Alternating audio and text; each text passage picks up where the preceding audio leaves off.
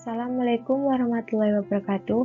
Perkenalkan, saya Rizky Widianin Tias, NIM A210200014, kelas A, mata kuliah kajian kurikulum ekonomi dan akuntansi. Di sini saya akan mencoba menjelaskan materi tentang jurnal penyesuaian. Nah, di sini kita akan bahas apa itu jurnal penyesuaian, mengapa perlu dilakukan jurnal penyesuaian, apa fungsi jurnal penyesuaian, bagaimana bentuk jurnal penyesuaian, dan bagaimana cara pencatatan jurnal penyesuaian. Pengertian jurnal penyesuaian. Jurnal penyesuaian adalah jurnal yang dibuat pada proses pencatatan perubahan saldo di dalam akun yang pada akhirnya akan mencerminkan saldo pada jumlah yang sesungguhnya. Sedangkan ayat jurnal penyesuaian merupakan jurnal yang dibuat untuk proses pencatatan perubahan saldo yang terkait pada beberapa akun. Mengapa perlu dilakukan penyesuaian? Yang pertama, pencatatan menggunakan accrual basis. Kedua, agar saldo akun di laporan keuangan menunjukkan keadaan yang sebenarnya.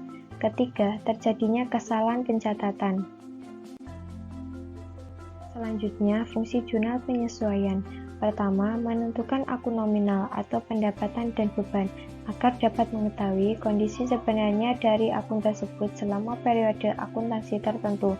Kedua, menentukan saldo catatan dimasukkan dalam akun buku besar di akhir periode, sehingga estimasi saldo kewajiban maupun harta akan memperlihatkan jumlah yang sebenarnya.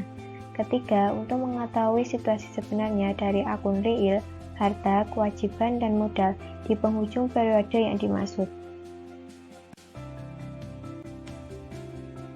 Nah, sekarang kita lihat di sini bagaimana bentuk tabel dari jurnal penyesuaian tersebut. Penjelasannya adalah kolom tanggal digunakan untuk mencatat tanggal, bulan, dan tahun terjadinya suatu transaksi secara kronologis. Kolom akun atau keterangan digunakan untuk mencatat akun-akun yang posisinya di debit dan di kredit, serta keterangan singkat atas transaksi yang terjadi. Akun yang di debit lebih dulu ditulis pada posisi di atas, sedangkan untuk akun yang di kredit ditulis kemudian pada posisi di bawah dan menjorok ke dalam. Kolom ref digunakan untuk mencatat nomor akun yang sudah dipindahkan atau diposting ke buku besar atau tanda checklist. Kolom debit digunakan untuk mencatat jumlah nominal akun yang posisinya berada di debit. Kolom kredit digunakan untuk mencatat jumlah nominal akun yang posisinya berada di kredit. Kalau kita sudah paham mengenai pengertian jurnal penyesuaian, mengapa perlu dilakukannya jurnal penyesuaian, fungsi jurnal penyesuaian, dan bentuk jurnal penyesuaian, maka kita mencoba bagaimana cara melakukan pencatatan jurnal penyesuaian. Di sini ada contoh akun yang memerlukan penyesuaian. Yang pertama, pemakaian perlengkapan. Contoh pada tanggal 1 September 2018 yang ada di neraca saldo sebesar 500.000. Pada tanggal 31 Desember 2018, perlengkapan yang tersisa sebesar 200.000. Perhitungannya, perlengkapan yang terpakai yaitu sebesar 500.000 didapat dari saldo awal, dikurangi dengan 200.000 perlengkapan yang tersisa. Hasilnya yaitu sama dengan 300.000. Jurnal, beban perlengkapan, debit 1.200.000. Perlengkapan kredit 1.200.000. Yang kedua, penyusutan aktiva tetap. Contoh, pada tanggal 31 Desember harga perolehan mesin sebesar 25 juta dengan umur ekonomis 10 tahun dan memiliki nilai residu sebesar 5 juta. Perhitungannya, penyusutannya yaitu 25 juta dari harga perolehan mesin dikurangi dengan 5 juta nilai residu dan dibagi dengan 10 yaitu umur ekonomisnya. Hasilnya adalah sama dengan 2 juta. Jurnalnya, beban penyusutan mesin, debit 2 juta, akumulasi penyusutan mesin, kredit 2 juta. Yang ketiga, beban yang masih harus dibayar. Contoh, PT Indah membayar gaji karyawan setiap hari Selasa. Tanggal 31 Desember 2017 jatuh pada hari Jumat. Terdapat 4 orang karyawan yang belum menerima gaji. Setiap orangnya 200.000. Perhitungan, 3 hari belum mendapatkan gaji. 3 itu diambil dari 3 hari, yaitu hari Rabu, Kamis, dan Jumat. Dikali 4, yaitu 4 orang karyawan. Dikali dengan 200.000 gaji per orangnya. Hasilnya sama dengan 2.400.000. Jurnalnya, beban gaji debit 2.400.000. Utang gaji kredit 2.400.000. Yang keempat, beban dibayar di muka.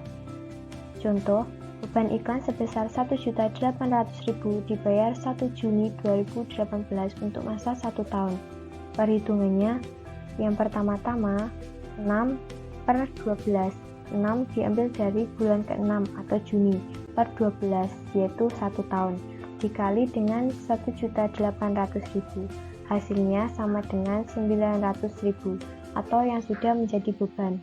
Selanjutnya 1.800.000 dikurangi dengan 900.000 sama dengan 900.000 atau yang belum menjadi beban. Jurnalnya jika dicatat sebagai beban atau pendekatan laba rugi, iklan dibayar di muka debit 900.000, beban iklan kredit 900.000. Yang kelima, pendapatan diterima di muka. Contoh, pendapatan sewa sebesar 3.600.000 diterima tanggal 1 Oktober 2018 untuk masa 2 tahun. Perhitungan, 1 Oktober dikurangi 31 Desember sama dengan 3 bulan.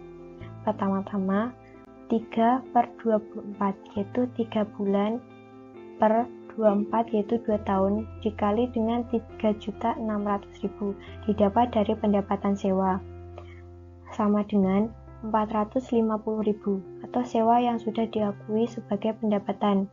Selanjutnya, 21/24, yaitu 21 bulan per 24, yaitu 2 tahun, dikali dengan 3.600.000 dari pendapatan sewa, sama dengan 3.150.000 atau sewa yang belum menjadi pendapatan. Jurnalnya jika dicatat sebagai pendapatan atau pendekatan laba atau rugi adalah pendapatan sewa debit 3.150.000, sewa diterima di muka kredit 3.150.000. Yang keenam adalah piutang pendapatan. Contoh, PT Zahra memiliki surat berharga berupa obligasi sebesar 100.000 dengan bunga 6% yang dibeli pada tanggal 1 Maret 2019. Karena bunga dibayar setiap tanggal 1 April dan 1 Oktober, maka pada tanggal 31 Desember sebenarnya perusahaan sudah memiliki pendapatan bunga selama 3 bulan, mulai dari bulan Oktober, November, dan Desember. Perhitungannya 3/12, yaitu 3 bulan dibagi dengan 12 bulan atau 1 tahun, dikali dengan 6% kali 100.000. 6% adalah bunganya, 100.000 adalah obligasinya, dikurangi dengan 3/12, yaitu 3 bulan per 1 tahun, dikali 6.000. 6.000 itu didapat dari 6% dikali dengan 100.000. Hasilnya adalah sama dengan 1.500. Jurnalnya, piutang bunga debit 1.500, pendapatan bunga kredit 1.500. Yang ketujuh, kerugian piutang. Contoh, saldo piutang pada saldo akhir sebesar Rp457.650. Ditaksir 1%-nya tidak dapat ditagih. Maka jurnal penyesuaiannya harus dibuat perusahaan pada akhir periode adalah perhitungan 1% dikali dengan Rp457.650 sama dengan Rp4.577. Jurnalnya, beban kerugian piutang debit 4.577. Cadangan kerugian piutang kredit 4.577. Cukup Sekian penjelasan tentang jurnal penyesuaian dari saya. Mohon maaf apabila dalam penyampaian saya masih banyak kekurangan. Wassalamualaikum warahmatullahi wabarakatuh.